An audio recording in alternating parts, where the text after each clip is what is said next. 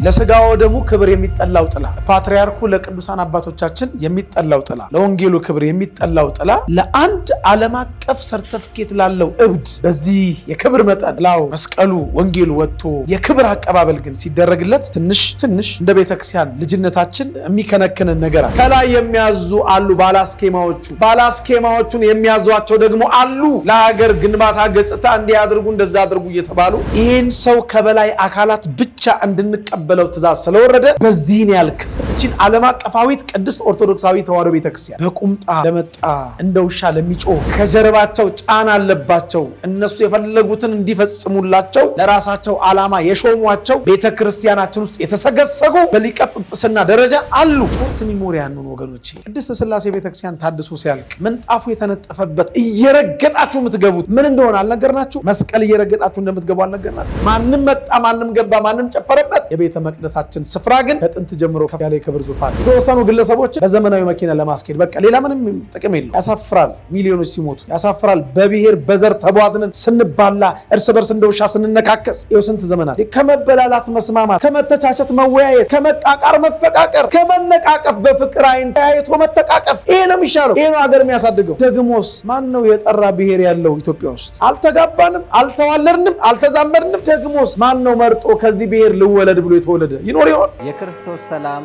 ለሀገራችን፣ ቸርነቱ ለሕዝባችን ይሁን። እንደምሰንብታችኋል። ይህ ደረጀ ዘወይንዬ ሚዲያ ነው። በሚዲያችን ሀገራዊ፣ ታሪካዊ፣ ሃይማኖታዊ፣ ባህላዊ፣ ወቅታዊ ጉዳዮችና ሌሎችም ይቀርባሉ። አብራችሁን በመሆናችሁ ታተርፋላችሁ። ለሌሎች በማካፈል ቤተሰባዊነትን ያጠናክሩ። መልካም ቆይታ ይሁንላችሁ። በስመ አብ ወወልድ ወመንፈስ ቅዱስ አሐዱ አምላክ አሜን።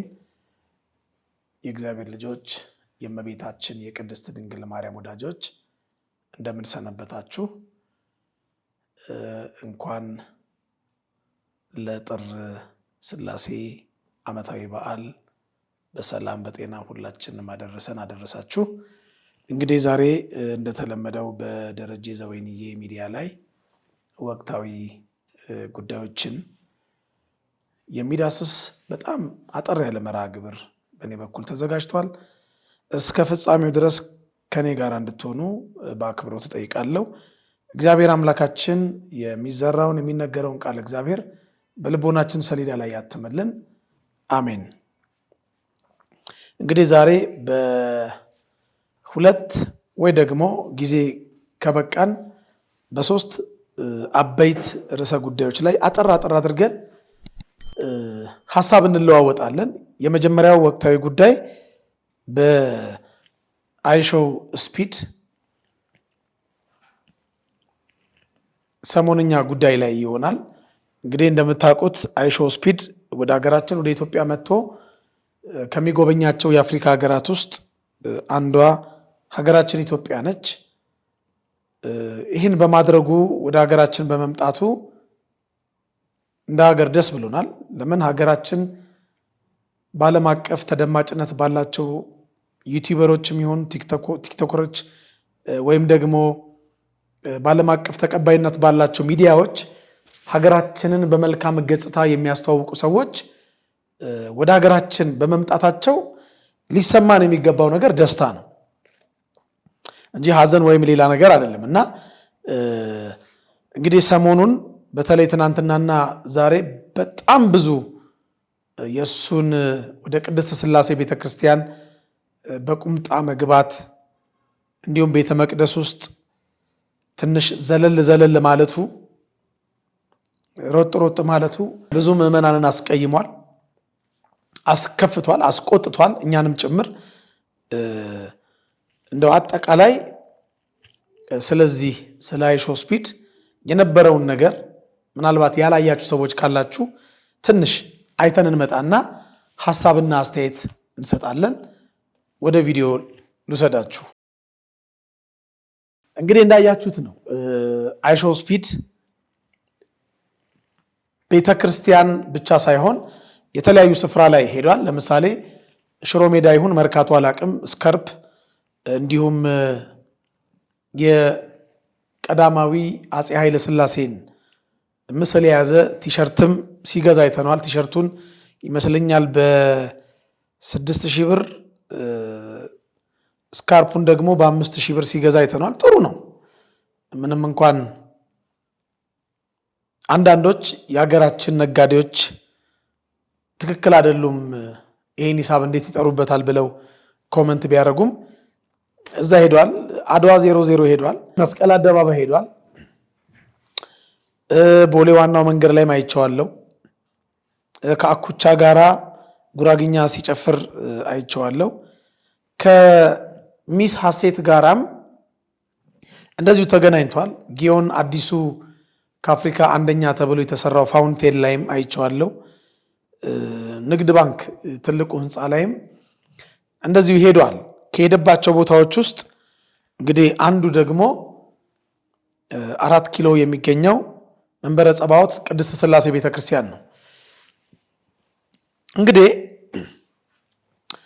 አይሾ ስፒድ መጀመሪያ እንዴት ወደ ቤተክርስቲያናችን መጣ የሚለውን ነገር እኔ በገባይ ልክ እነግራቸዋለሁ።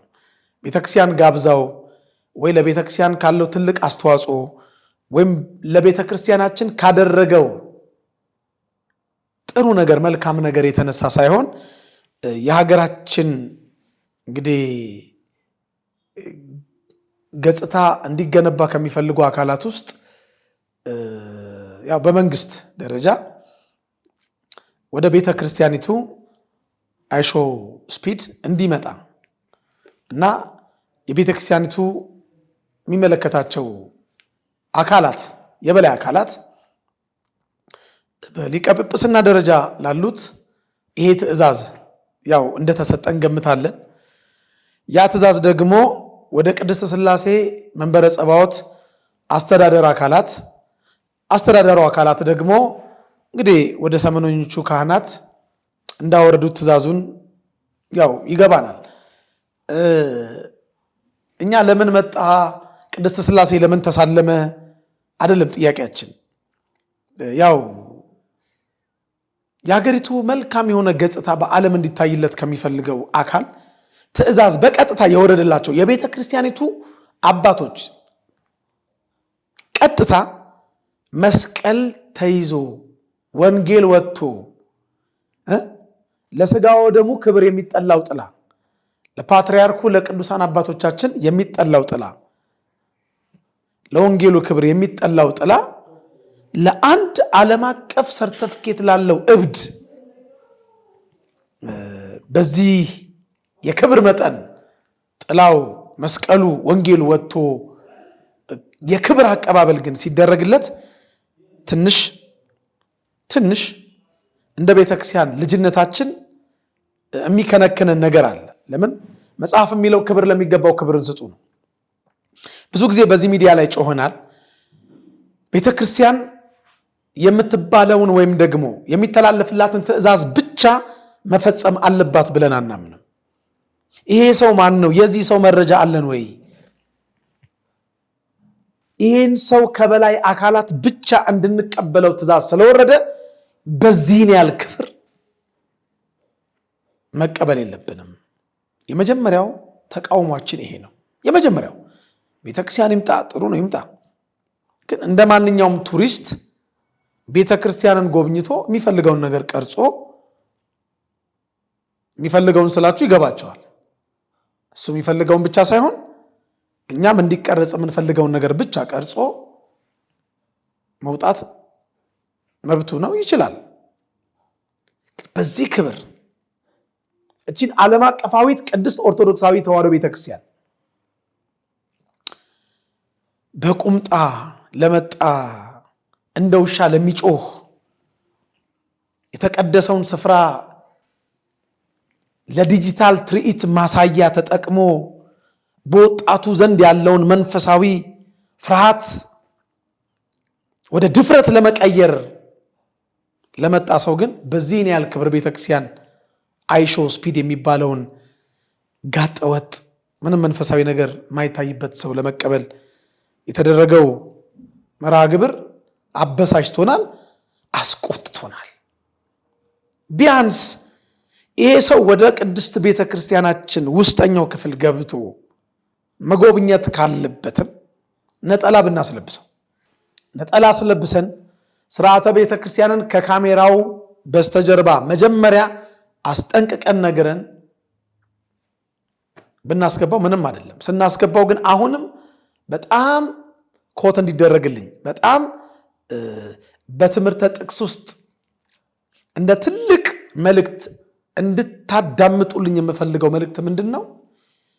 መስቀል የሚያስወጣ ክብር፣ ወንጌል የሚያስወጣ ክብር፣ ድባብ ዣንጥላ ወጥቶለት በዚህን ያህል የተጋነነ ክብር የሚያስቀብለው ማንነት የሌለው ሰው በመሆኑ በጣም አዝነናል። ይሄንን ተርታ ማለት ለቤተ ክርስቲያን ተራ ሰው ነው።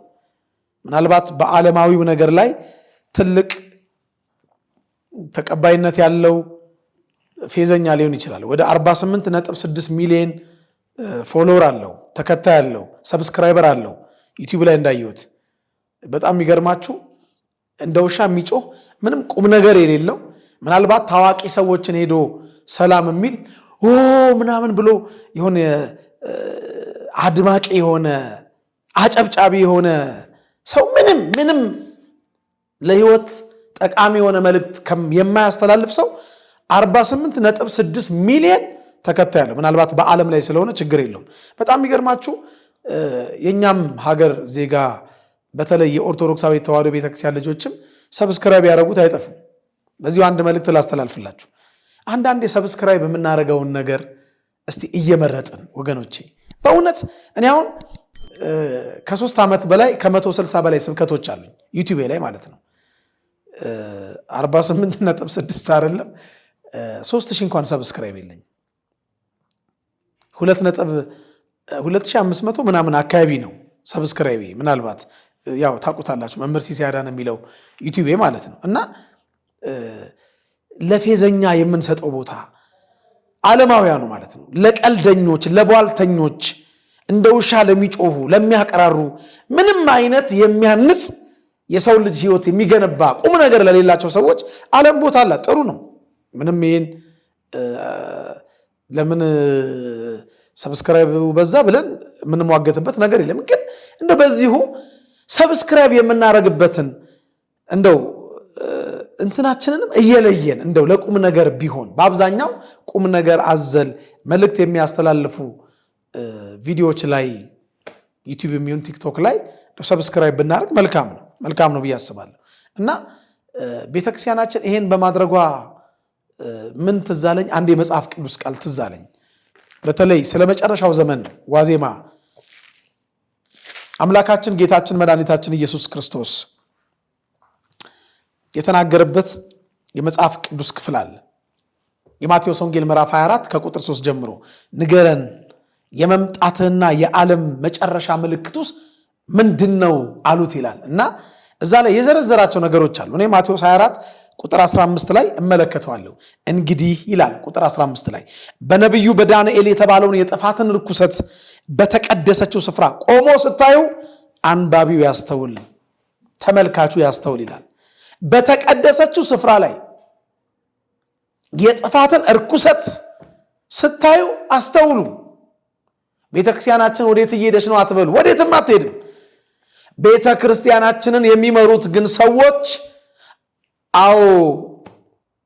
ከጀርባቸው ጫና አለባቸው። እነሱ የፈለጉትን እንዲፈጽሙላቸው ለራሳቸው ዓላማ የሾሟቸው ቤተክርስቲያናችን ውስጥ የተሰገሰጉ በሊቀ ጵጵስና ደረጃ አሉ። እነዚህ ሰዎች ነገ ምፈራው እንግዲህ ሸራተን አዲስ ለፈረንጆቹ አዲስ ዓመት ዋዜማ የዘፈን ኮንሰርት የሚያቀርቡትንም ቤተ መቅደሳቸው አስገብታቸው አስጎብኟቸው የሚል መልእክት ተላልፎላቸው እነሱንም ከነ ሙዚቃ መሳሪያቸው ቤተ መቅደሶቻችን ውስጥ እንዳያስገቡ ፍርሃት አለኝ። ለምን? የተባሉትን በሙሉ ፈጽሙ ነው የሚሉት። በቃ አድርጉ ነው። ለዚህ ነው ቤተ ክርስቲያናችን ውስጥ የተሾሙት አዳዲሶቹ ሹመኞች ለነማን ጥቅም እንደተሾሙ ሁልጊዜ ስንጮ የነበረው ማለት ነው። ከመሾማቸው በፊት ማለት ነው። በጠቅላይ ቤተ ክህነት ስራ አስኪያጅነትም ይሁን በጠቅላይ ቤተ ክህነት በቅዱስ ሲኖዶስም ዙሪያ የተሾሙት ሰዎች ታውቋቸዋላችሁ። እነዚህ ሰዎች የተሾሙት የነማንን ሐሳብና የነማንን ዓላማ ለማስፈጸም እንደተሾሙ እኛ የሚገባን እውነት አለ። ሳይሾሙ በፊት እነማን እንደሚሾሙ ለምን ዓላማ እንደሚሾሙ አስቀድመን ነግረናቸዋል። እዚሁ ሚዲያ ላይ ማለት ነው። አስቀድመን ነግረናቸዋል። ነብይ ሆነን አይደለም እየተሰረብን ያለውን እየተደረገብን ያለውን ነገር ስለምናቅ ማለት ነው። እታች ያሉት ካህናት እታች ያሉት አለቆችን ተዋቸው። እነሱ ትእዛዝ አስፈጻሚዎች ናቸው። ከላይ የሚያዙ አሉ ባላስኬማዎቹን የሚያዟቸው ደግሞ አሉ። ለሀገር ግንባታ ገጽታ እንዲያደርጉ እንደዛ አድርጉ እየተባሉ የሚያደርጉ አሉ። እኔ መፈራው ጋንጩሩንም በአካል ቢያገኙት እና ጋንጩሩንም አስገቡት ቤተ መቅደስ። በእርግጥ እሱ አይገባም፣ የቤተ መቅደሱን ኃይል ስለሚያውቅ እሱ አይገባም እንጂ ነገ እሱንም ሊያስገቡት ቢፈልጉም ይከለክላቸው ማንም የለም። ሾርት ሚሞሪ ያኑን ወገኖቼ።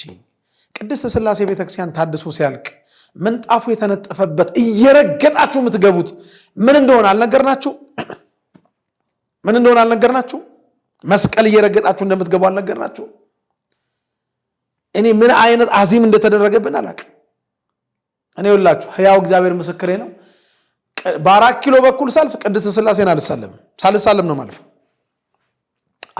ብዙ ከኦርቶዶክሳዊ ተዋሕዶ ቤተክርስቲያን ስርዓት ውጭ የሆነ ነገር እዛ ቤተ መቅደስ ላይ የተደረገም ነገር እንዳለ ስለማቅ ማለት ነው። ሐውልቶቹ የመላእክቶቹ ሐውልቶች የኛ አይደሉም፣ የቤተክርስቲያናችን ስርዓት አይደሉም። እና መንበረ ጸባዖት ቅድስት ሥላሴ ቤተክርስቲያን የሚመጡት ሰዎች ሁሉ በእነማን እንደሚመጡ እናውቃለን። ከዚህ በፊት የሆነውን ነገር ታውቃላችሁ። ለሚሊኒየም ወደኋላ አልመልሳችሁም። ለማንኛውም ይሄ ሰው እንግዲህ ቅድስት ቤተክርስቲያናችን ውስጥ ገብቶ ዱብ ብሏል። እኛ ለማውራት እንኳን የምንፈራባትን ስንጠራራ እንኳን ተባብለን የምንጠራራባትን ቤተ መቅደስ እንደ ውሻ ጮህባት ሄዷል፣ ሮጦባት ሄዷል። ቤተ መቅደሳችን ከጥንት ጀምሮ ከፍ ያለ የክብር ዙፋን እንደሆነ የእግዚአብሔር ቃል ይነግረናል። የቤተ መቅደሱን ክብር ግን ለማዋረድ የሚፈልጉ ያዋረዱ የሚመስላቸው አንዳንድ የኛው ሰዎች እግዚአብሔር ልብ ይስጣቸው ከማለት ውጪ ምንም የምንለው ነገር የለም። በዚህ ድርጊት ግን የተበሳጫችሁ ኦርቶዶክሳውያን በሙሉ ይህን ጥቅስ አስተውሉና እዩልኝ። ትንቢተ ኤርምያስ ምዕራፍ 17 ቁጥር 12 ላይ እንዲህ ይላል፣ የመቅደሳችን ስፍራ ይላል ከጥንት ጀምሮ ከፍ ያለ የክብር ዙፋን ነው ይላል። ከፍ ያለ ነው። ማንም አያዋረደውም፣ ማንም አያቃልለውም። ማንም መጣ፣ ማንም ገባ፣ ማንም ጨፈረበት። የቤተ መቅደሳችን ስፍራ ግን ከጥንት ጀምሮ ከፍ ያለ የክብር ዙፋን ነው። መላእክት የሚወጡበት የሚወርዱበት የክብር ዙፋን ነው። እንባችን የሚታበስበት እንቆቅልሻችን የሚፈታበት የክብር ዙፋን ነው። አይኖቻችን ላይ ያቀረርነውን እንባ የምንጠርግበት፣ በኃጢአትና በበደላችን ብዛት የተሸከምነውን የኃጢአታችንን ቀንበር የምንሰብርበት የበረከት ቤት፣ የጸጋው ግምጃ ቤት፣ ቅዱስ ሥጋውና ክቡር ደሙ እውነተኛው የሆነው የጌታ ቁርባን የሚፈተትበት ከፍ ያለ የክብር ዙፋን ነው የመቅደሳችን ስፍራ። ቅዱስ ያዕቆብ እንዳለው ይህ ስፍራ እንዴት ያስፈራ እንዳለ የመቅደሳችን ስፍራ ማንም ጋጠወጥ ሰርተፊኬት ያለው ዓለም አቀፍ እብድ መጥቶ ቢጨፍርበትም የመቅደሳችን ስፍራ ግን ከፍ ያለ የክብር ዙፋን ነው። እግዚአብሔር አምላካችን ይህን የክብር ዙፋን ይህንን የመቅደሳችንን ስፍራ ይህን የጸሎት ቤት ብሎ ጌታ ያከበረውን በአዲስ ኪዳን የሻጮቹና የለዋጮቹን ገበታ ዘርግፎ ቤቴ የጸሎት ቤት ትባላለች፣ እናንተ ግን የሌቦች ዋሻ የወንበዴዎች ዋሻ አደረጋችኋት ብሎ መቅደሱን እንዳጸዳ አሁንም የቁጣውን ጅራፍ ገምዶ መቅደሱን ከማጥራቱ በፊት መቅደሱን የምትደፍሩ ደግሞም የምታስደፍሩ አባት የምትመስሉ አባ ጨጓሪዎች ግን ራሳችሁን በንስሐ ጅራፍ ገርፋችሁ ብትስተካከሉ ራሳችሁን ብታስተካክሉ መልካም ነው። እግዚአብሔር ሲነሳ የትዕግስቱ ጽዋ ሞልቶ መንጠባጠብ ሲጀምር እንዳንነሳ አድርጎ መስበር ይችልበታል። የእግዚአብሔር ፍርድ ከእግዚአብሔር ቤት ተነስቶ የሚጀምርበት ጊዜ እንዳለ የእግዚአብሔር ቃል ስለሚነግረን ማለት ነው። እግዚአብሔር አይቶ እንዳላየ ዝም ስላለን፣ ሰምቶ እንዳልሰማ ዝም ስላለን ዝምታው በአንዳንዶቻችን ዘንድ እንዳለ መኖር ተቆጥሮበታል። እንዳለ መኖር እመኑኝ። እግዚአብሔር ሲነሳ ግን ማን ይሆን በፊቱ የሚቆመው? አንደኛ ጴጥሮስ ምዕራፍ 4 ቁጥር 17 ፍርድ ከእግዚአብሔር ቤት ተነስቶ የሚጀምርበት ጊዜ ደርሷልና ይላል። ፍርድ ከእግዚአብሔር ቤት ተነስቶ የሚጀምርበት ጊዜ ደርሷል። እንግዲህ አስቀድሞ በእኛ የሚጀምር ከሆነ ለእግዚአብሔር ወንጌል የማይታዘዙ መጨረሻቸው ምን ይሆን ይላል። መጨረሻቸው ምን ይሆን? እግዚአብሔር አምላካችን ቤተ መቅደሱን ደፍረው ላስደፈሩት ወገኖቻችን አስተዋይ ልብ ይስጥልን። አሜን። ይሄ በዚህ ይብቃል። ሁለተኛው እንግዲህ ዛሬ የምንነጋገርበት ርዕሳችን ዓለማውያን ድርጅቶችና ኩባንያዎች አንድ ማስታወቂያ አላቸው። በተመሳሳይ ምርት እንዳትሸወዱ ይላሉ። ሰምታችሁኛል? በተመሳሳይ ምርት እንዳትሸወዱ ማለት ተመሳስለው በተሰሩ ምርቶች ለምሳሌ ያህል ብጠቅስ አዲዳስ የሚለውን ምርት ዲአዳስ ብለው ጫማ የሚሰሩ አሉ። አዲባስ ብለው ቱታ የሚሰሩ አሉ። ብዙ አሉ። ልክ እንደዚህ ናይክን አይና ኬን በማቀያየር ኒኬ ናይኬ ምናምን በማለት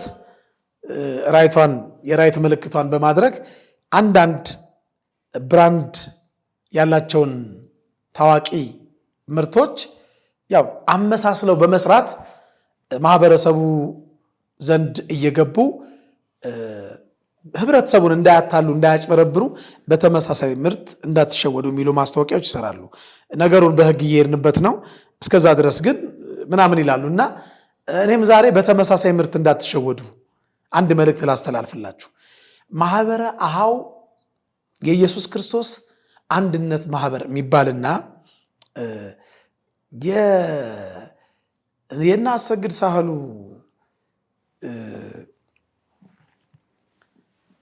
ማህበር አንድ የቤተ ክርስቲያናችንን የሚመስል ስርዓተ ቁርባን ጀምረዋል።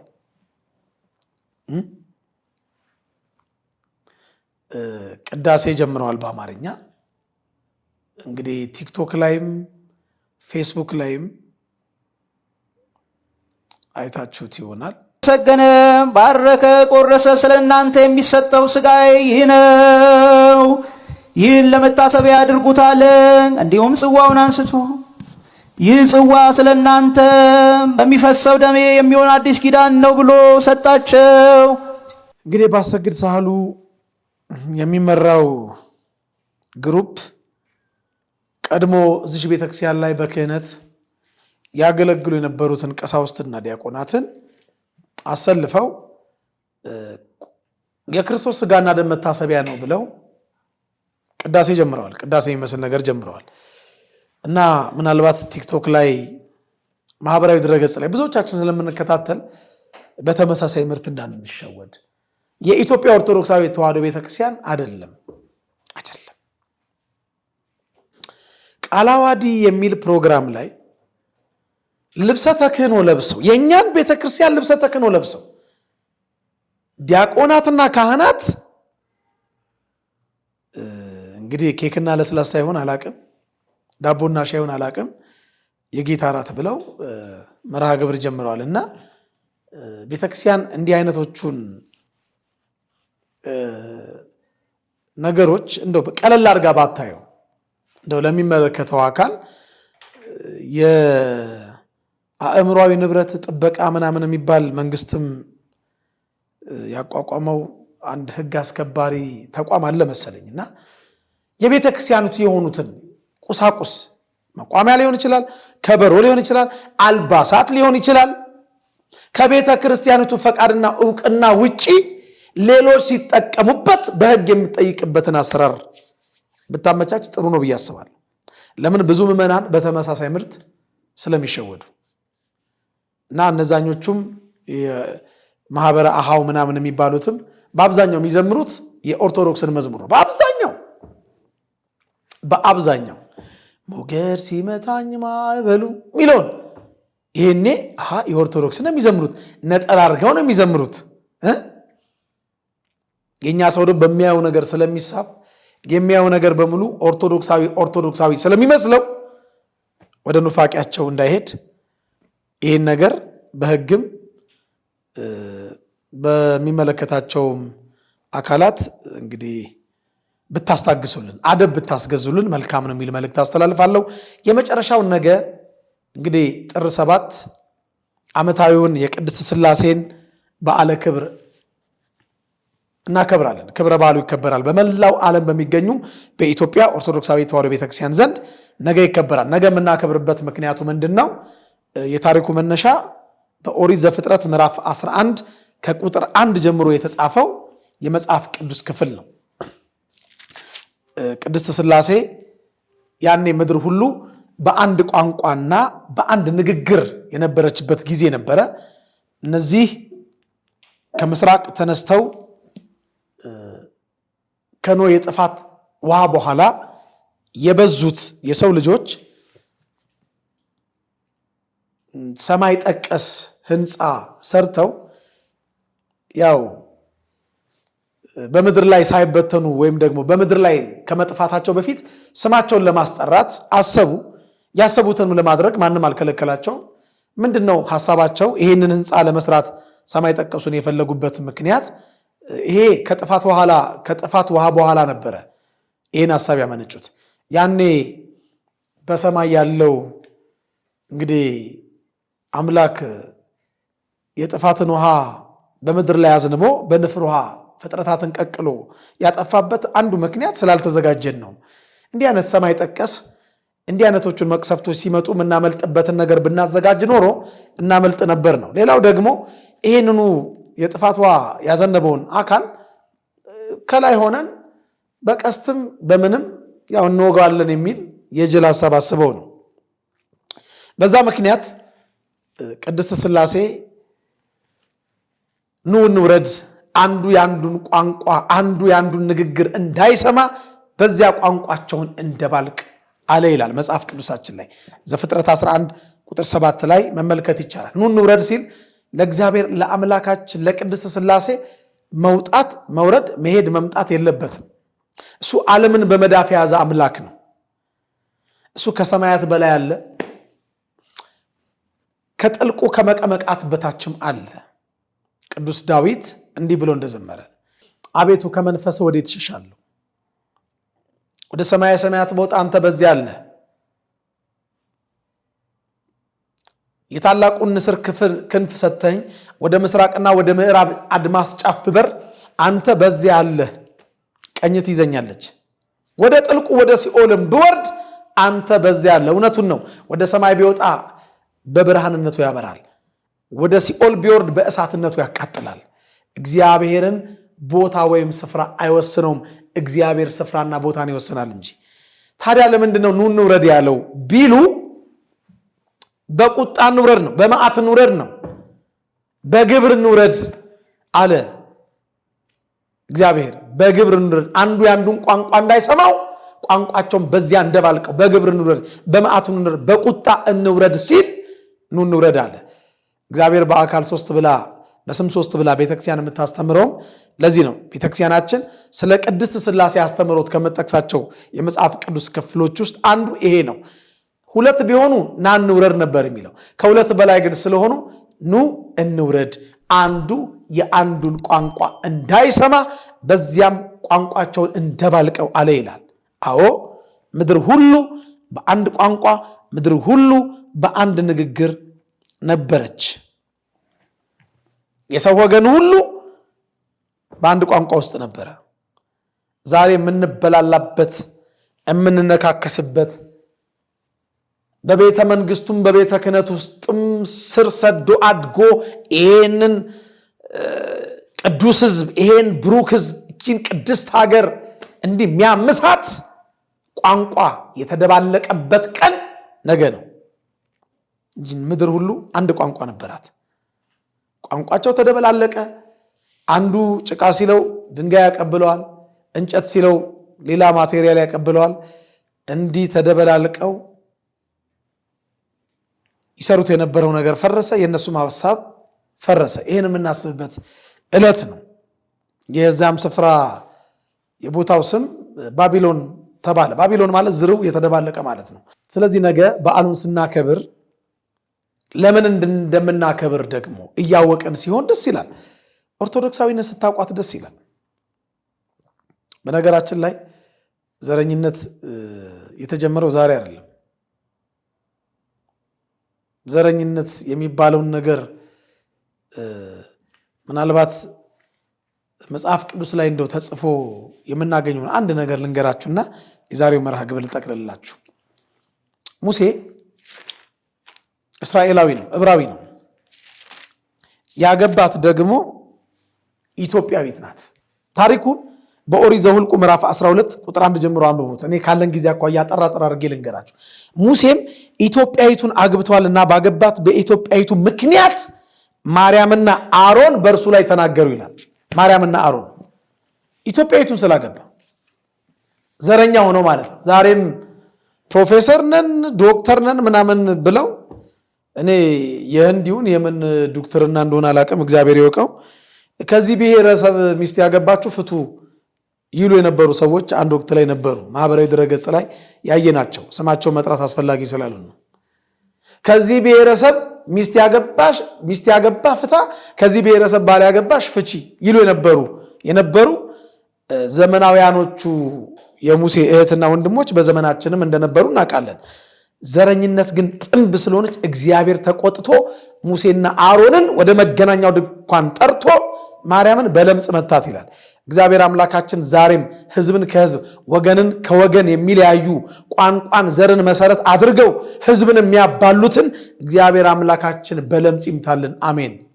የሚያውኳችሁ ይቆረጡ ይላል፣ ይቆረጥልን። እንዴ ምነካው መምህር እንዳትሉ፣ ገላትያ ምዕራፍ 5 ቁጥር 12 ላይ የሚያውኳችሁ ይቆረጡ ይላል። የሚያውኳችሁ ይቆረጡ። ዛሬ እቺን ሀገር እያወኩ ያሉት እንደ ባቢሎናውያን ዘመን ያሉ